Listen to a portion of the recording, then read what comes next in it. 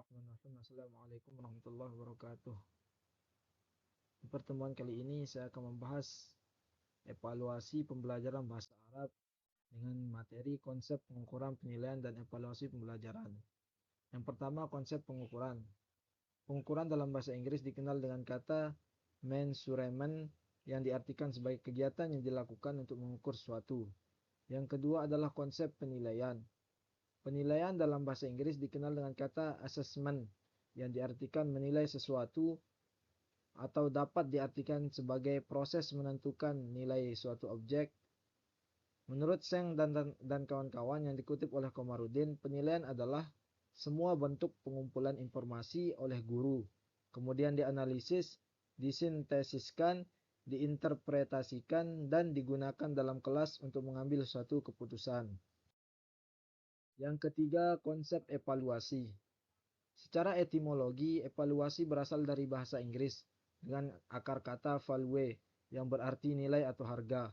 Sedangkan secara terminologi, evaluasi didefinisikan secara beragam oleh para ahli. Sebagaimana berikut ini menurut Gronlund, evaluasi dapat didefinisikan sebagai proses sistematis untuk menentukan sejauh mana tujuan pembelajaran telah tercapai oleh siswa. Dan masih banyak pendapat atau definisi tentang evaluasi menurut para ahli yang lain. Dari beberapa pendapat, maka dapat disimpulkan bahwa evaluasi adalah suatu proses yang sistematis dalam mengumpulkan data tentang hasil belajar sebagai dasar dalam pengambilan keputusan dengan cara membandingkan antara tujuan yang diharapkan dengan hasil yang telah dicapai.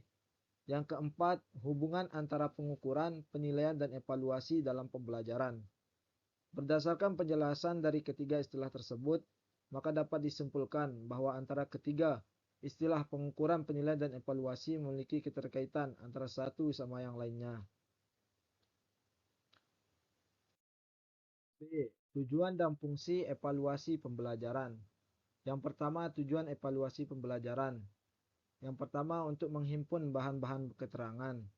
Yang kedua, untuk mengetahui tingkat efektivitas dari metode-metode pengajaran yang telah dipergunakan. Yang ketiga, memotivasi siswa untuk memperbaiki dan meningkatkan prestasinya. Yang keempat, untuk mencari dan menemukan faktor-faktor penyebab keberhasilan dan ketidakberhasilan peserta didik. Yang kedua, fungsi evaluasi. Yang pertama, fungsi evaluasi ialah fungsi instruksional. Yang kedua, fungsi administratif. Dan yang ketiga, fungsi diagnostik. C. Objek evaluasi hasil pembelajaran. Salah satu objek evaluasi hasil pembelajaran adalah siswa sebagai pihak yang menjadi peserta pembelajarnya.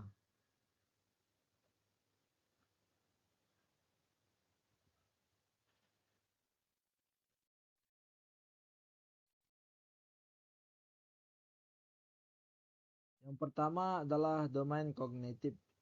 Domain kognitif berkaitan dengan pemahaman, sehingga proses pembelajaran diharapkan mampu merubah pemahaman siswa menjadi lebih tinggi sesuai dengan pokok bahasannya. Belum mengklasifikasikan domain kognitif ke dalam 6 ranah. Yang pertama pengetahuan, kedua pemahaman, ketiga penerapan, yang keempat analisis, yang kelima sintesis, dan yang keenam evaluasi. Yang kedua, ranah efektif. Menurut Bloom dan Krathwohl dalam teori Suekanto, domain efektif menekankan pada perasaan, emosi, apresiasi. Menurut Krathwohl dan kawan-kawan, domain efektif ini terdiri dari 5 aspek. Yang pertama, kemauan menerima. Yang kedua, menanggapi atau menjawab. Yang ketiga, menilai. Yang keempat, organisasi. Yang kelima, menghayati. Yang ketiga adalah ranah psikomotorik. Deb seperti yang dikutip oleh Trombook dalam Suekanto telah menyusun suatu taksonomi domain psikomotorik yang bersifat paling komprehensif ke dalam 5 aspek. Yang pertama imitasi, yang kedua manipulasi, yang ketiga presisi, yang keempat artikulasi, dan yang kelima naturalisasi.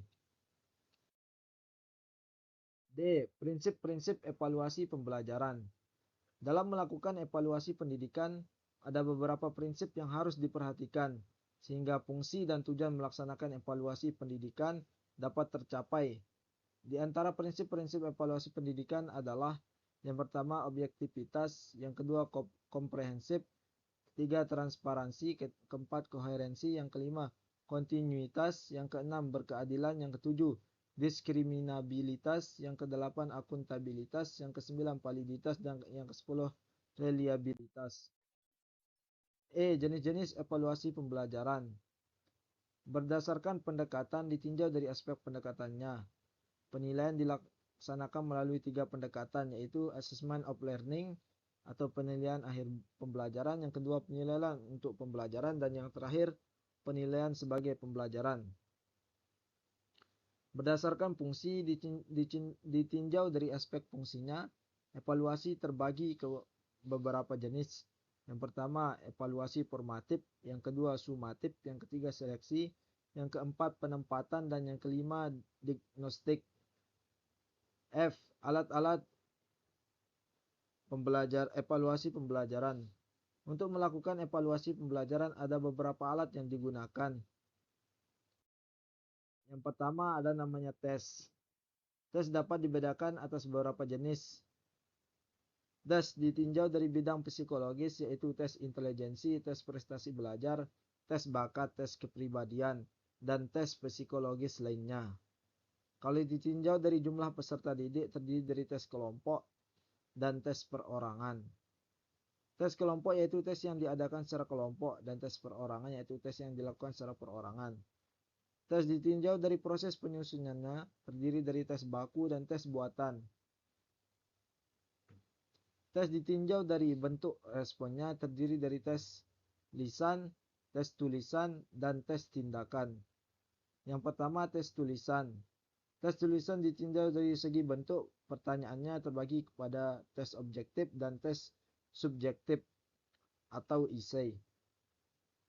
Tes essay atau tes subjektif adalah tes yang pertanyaannya meminta siswa untuk menjawab dengan uraian kalimat, sehingga memungkinkan adanya jawaban yang berbeda antara siswa yang satu dengan siswa yang lainnya. Kekurangan dari teks subjektif ini yang pertama berbentuk pertanyaan atau perintah yang menghendaki jawaban berupa uraian atau paparan kalimat. Yang kedua menuntut tes T untuk memberikan penjelasan. Yang ketiga jawaban yang diberikan tidak dituntut harus sama. Yang keempat digunakan untuk mengungkap daya ingat atau pemahaman. Kelebihan tes essay melatih siswa untuk berani mengemukakan pendapat. Yang kedua, penyusunan soalnya relatif mudah. Yang ketiga, mendorong siswa untuk belajar sungguh-sungguh. Yang keempat, peluang untuk kerjasama antar siswa. Prinsip penyusunan tes essay. Berdasarkan kelebihan dan kelemahan dari tes essay di atas, maka ada beberapa prinsip yang harus diperhatikan dalam penyusunan tes essay. Yang pertama, soal yang dirumuskan adalah menyangkut materi yang esensial. Yang kedua, soal yang dirumuskan adalah spesifik. Yang ketiga, rumusan soal adalah menggunakan kata tanya yang bervariasi. Keempat, setelah soal dirumuskan, buatlah pedoman pilihannya. Jika memungkinkan, buatlah kunci jawabannya. Yang kelima, rumusan soal hendaklah mengacu pada kisi-kisi soal. Jenis-jenis tes essay ada 3. Yang pertama, essay bebas, terbatas, dan terstruktur. Yang pertama, tes objektif. Tes objektif adalah tes yang pertanyaannya menuntut jawaban dari siswa secara pasti. Kelebihannya, keterwakilan materi luas, penilaiannya objektif dan dapat diwakilkan. Yang ketiga, pengoreksiannya lebih mudah. Keempat, validitas tes tinggi. Dan kelima, reliabilitasnya tes tinggi karena penilaiannya objektif. Kekurangan tes objektif, pertama mendorong siswa untuk bersikap spekulatif. Yang kedua, memberi kesempatan pada siswa untuk bekerja sama. Yang ketiga, tidak memberi kesempatan pada siswa untuk mengemukakan pendapatnya. Yang keempat, penyusunan tesnya tidak mudah karena soalnya banyak. Jenis-jenis tes objektif yang pertama